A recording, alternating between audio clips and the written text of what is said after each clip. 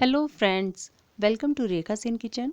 आज हम बनाएंगे विंटर स्पेशल अलसी की पंजीरी और इसी पंजीरी से हम बनाएंगे अलसी की पिन्नियाँ। एनर्जी से भरपूर इन अलसी की पिन्नियों को आप करवा चौथ सरगी में भी बना सकते हो और दिवाली स्वीट्स के लिए भी बना सकते हो। सबसे पहले आपने नाप के लिए कोई भी एक बड़ा या छोटा बाउल सेट करके रख लेना है। फिर उसी बाउल से हमने हर चीज़ को नाप कर डालना है। तो इसके लिए मैंने लिए हैं आधा किलो अलसी। तो ये ऊपर तक भरा हुआ मैंने एक बाउल अलसी का लिया है। ये पैकेट वाली रिफाइंड अलसी है, इसलिए इसे छांटने की ज़रूरत नहीं है। तो इस अलसी को मैं डाल रही हूँ कढ़ाई में, जिसमें कि हमने इस अलसी को बाद में रोस्ट करना है। अब पौना बाउल हमने कद्दूकस की हुई गरी लेनी है, जिसे कि हम खोपरा भी कहते हैं। अलसी की इन पिन्नियों को टेस्टी बनाने के लिए आपने गरी बुरादा नहीं लेना है, गरी को कद्दूकस करके ही लेना है। अगर आपके बच्चों को गरी पसंद नहीं है तो आप ड्राई फ्रूट्स की क्वांटिटी को ज़्यादा कर लें। अब इन पिन्नियों को हेल्दी बनाने के लिए हमने चीनी का यूज़ नहीं करना है, हमने लेनी है धागे वाली मिश्री। आप इसमें देसी खांड को भी डाल सकते हो और शक्कर को भी डाल सकते हो। फिर क्वांटिटी आपने पूरा भर के बाउल लेना है। मिश्री को हमने मिक्सी में दरदरा सा पीस लिया है। अभी ये दरदरी सी है, इसमें हमने डालनी है 6-7 छोटी इलायची और इसका बिल्कुल फाइन पाउडर हमने मिक्सी में बना लेना है। अगर आप इसे दरदरा सा पीसेंगे तो पंजीरी में खाते टाइम फिर जरक सी आएगी, तो इसलिए इसे बिल्कुल फाइन पाउडर में आपने पीसना है। अब हमने लेना है आधा बाउल देसी घी। इस पंजीरी को देसी घी में ही बनाया जाता है, कोई रिफाइंड या ऑयल में नहीं बनाया जाता। ये मैंने गाय के दूध का शुद्ध देसी घी लिया है। आपके पास जो भी शुद्ध घी हो आप उसे ले सकते हो। जितनी हमने अलसी ली है उसका तीसरा हिस्सा हमने लेना है बेसन। बेसन के बदले में आप गेहूं का आटा या सूजी भी ले सकते हो। और इसे बनाने के लिए हमें कुछ ड्राई फ्रूट चाहिए। तो मैंने 100-100 ग्राम जो है वो ड्राई फ्रूट्स लिए हैं। 100-100 ग्राम काजू और बादाम है और 100 ग्राम ही मैंने किशमिश ली है। तो किशमिश आपने खट्टी मीठी नहीं लेनी है, मीठी वाली लेनी है। और 70 ग्राम मैंने गोंद लिया है। आपने गोंद कतीरा नहीं लेना है, आपने गोंद लेना है जिसकी तासीर गर्म होती है।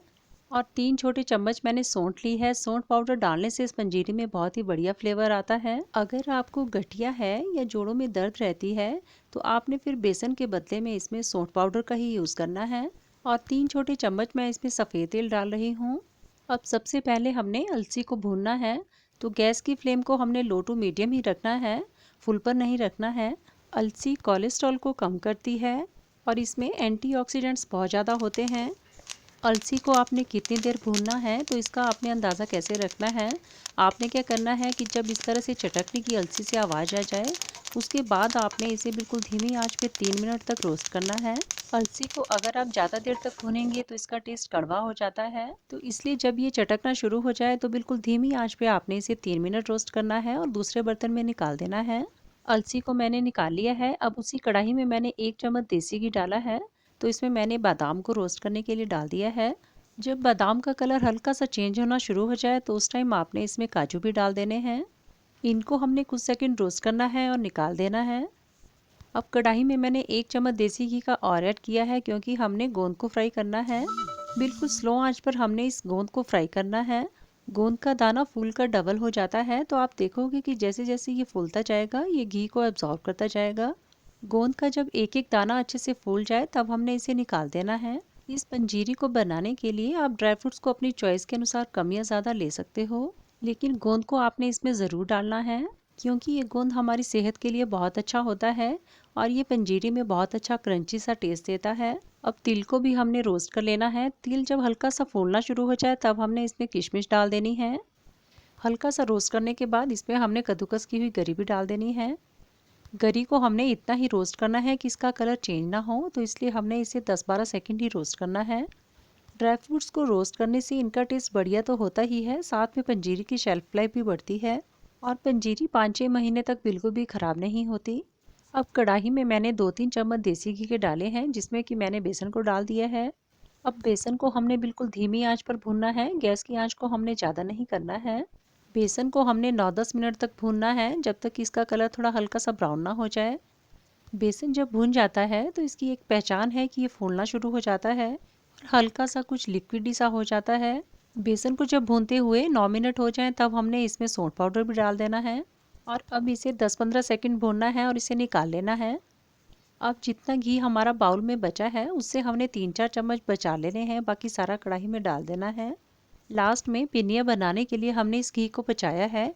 अगर आपने पिन्नियाँ नहीं बनानी है तो सारा घी आपने इसमें ऐड कर देना है। अलसी जब ठंडी हो गई थी तो मैंने मिक्सी में इसे इस तरीके से पीस लिया था। घी जब हल्का सा गर्म हो तब हमने इसमें पीसी हुई अलसी को डाल देना है। अब इस पीसी हुई अलसी को हमने धीमी आंच पर 5 मिनट तक रोस्ट करना है। अगर आप पंजीरी को कम घी में बनाना पसंद करते हैं तो आप इसमें कम घी भी डाल सकते हो।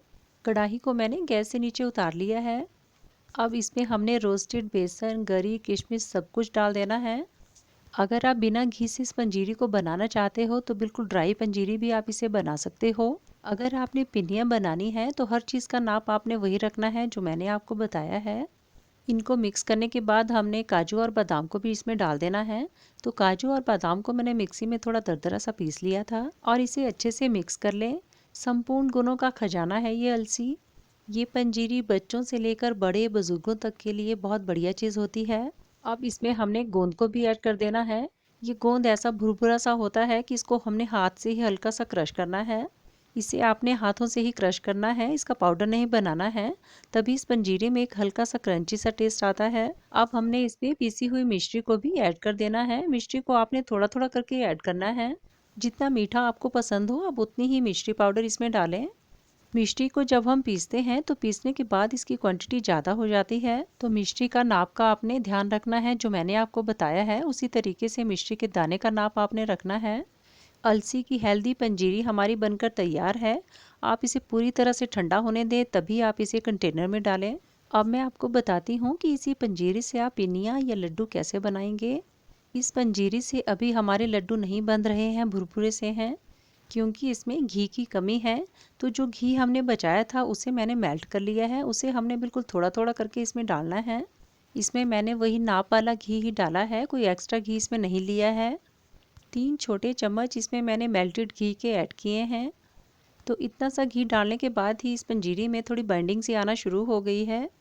आपने थोड़ा सा मिश्रण हाथ में मुट्ठी बांध के देख लेना है। अगर ये बंध रहे हैं तो इसका मतलब है कि घी इसमें और ऐड करने की ज़रूरत नहीं है। अब इस तरह से हाथ में इस मिक्सचर को लेते जाएं और लड्डू की शेप देते हुए इसे गोल करने की कोशिश करें। घी ऐड करने के बाद बड़ी आसानी से ये पिनियाँ बन जाती हैं। जब आप इस पंजीरी में घी डालोगे तब आपने ध्यान रखना है कि घी को आपने बिल्कुल थोड़ा थोड़ा करके डालना है। ज़्यादा घी डालने से पिनियाँ बंद तो जाएंगी लेकिन प्लेट में रखते ही वो फैल सी जाएंगी। हमारी अलसी की पंजीरी और पंजीरी से बनी अलसी की पिनियाँ हमारी पूरी तरह से खाने के लिए तैयार हैं। छोटे बच्चों को सुबह के नाश्ते में 1 गिलास दूध के साथ एक पिन्नी ज़रूर दें।